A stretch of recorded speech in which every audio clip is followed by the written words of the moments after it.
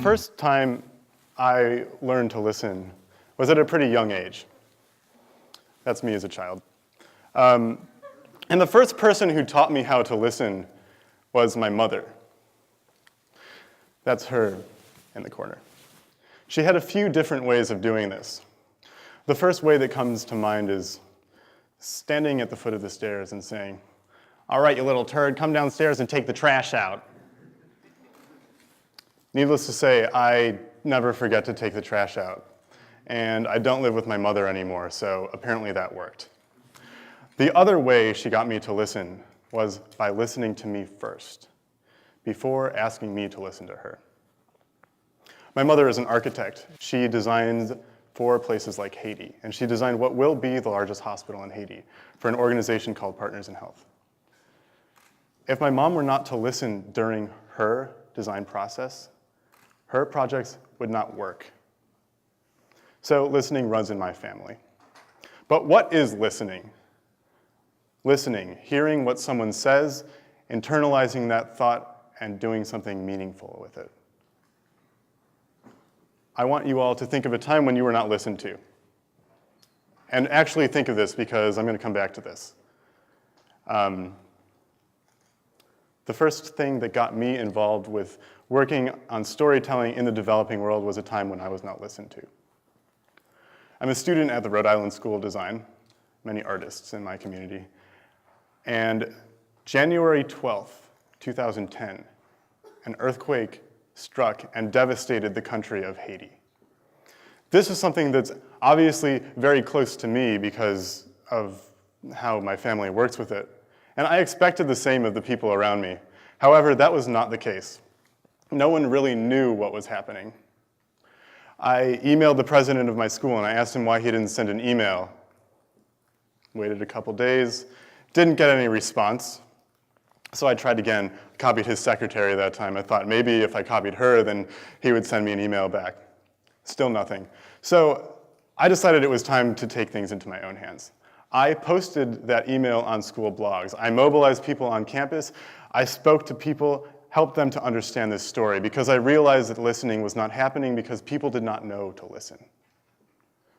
So, over a 2-week period, many things happened. $25,000 was raised for Partners in Health. $10,000 of that money came from a musical that spanned over the course of 2 days that was a parody of the Rhode Island School of Design. People at RISD never go to events. Everyone was at this event. So that was a testament to what listening could do. And that was what sparked me and what got me engaged in this kind of work. I'm going to take you on a journey to Gulu, Uganda, which is where I spent this past summer, working with an organization called Gulu Women's Economic Development and Globalization, GWED-G for short. And I was also working with my friend Jill, who studies anthropology at Northwestern University.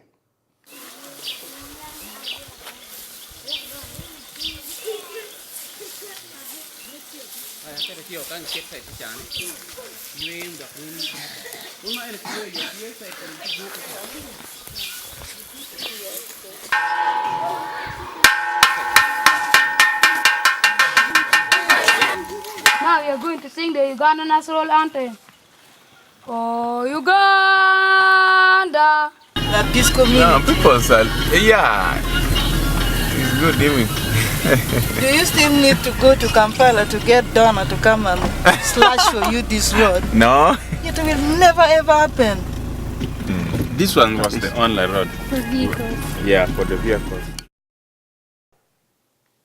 This is Samuel. Samuel is 27 years old. He has 3 children.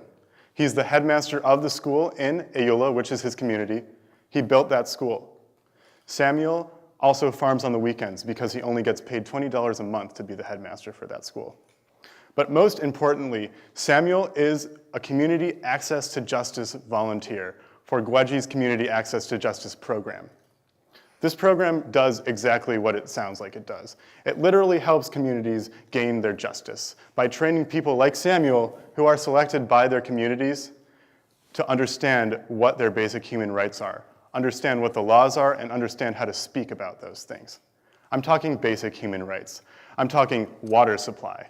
I'm talking community access roads so you can walk to school and walk home without having to machete your way through a pile of grass. I'm talking latrines that don't leak into your water supply. I'm talking about schools, and I'm talking about health centers. These are things that these communities don't know that they have a right to. 5 years ago, this is what the community access road to Samuel's community looked like. This is what Samuel's school looked like. That's Samuel's classroom. Samuel was explaining to us that this is where he went to school every day, underneath that tree. And this is the kind of water supply that doesn't exist in most of these communities. The thing about these communities is that they're so far off the grid that they're very, very easily forgotten. And unfortunately, they're often forgotten. If you do not give people the autonomy to tell their own stories, then they won't. And then nothing will happen in these communities. You have to collectively work together. You have to create communities of listening. If you don't do that, listening in these communities will not happen. When I first got to Ayula for the first time, I very viscerally understood what the voicelessness of this community looked like in a way that I hadn't before. I didn't think that it needed to be like this. And it didn't, because I know of situations where listening has happened. South Africa, apartheid, tribunal trials happened to help these people understand what the issues were. Laws were created, history was documented, museums were erected, monuments were built. People will not ever forget that history. Rwanda, genocide. That government drastically restructured itself for the people after listening to the stories so that genocide would never happen again. And also, like South Africa, those stories were documented as history. In Uganda, it's not so. The war ended with Joseph Kony's Lord's Resistance Army 15 years ago. But life hasn't gotten much better. Sure, they're not being attacked every day. People aren't having to live in IDP camps anymore, but their stories are not being heard and their circumstances are not being helped because people are afraid to speak about their circumstance. That's why people like Samuel need to be supported. The Samuels of these communities need to be understood as leaders who will help the communities grow, who will empower the other people in the communities to listen. This is what Samuel's school looks like 5 years later, right now.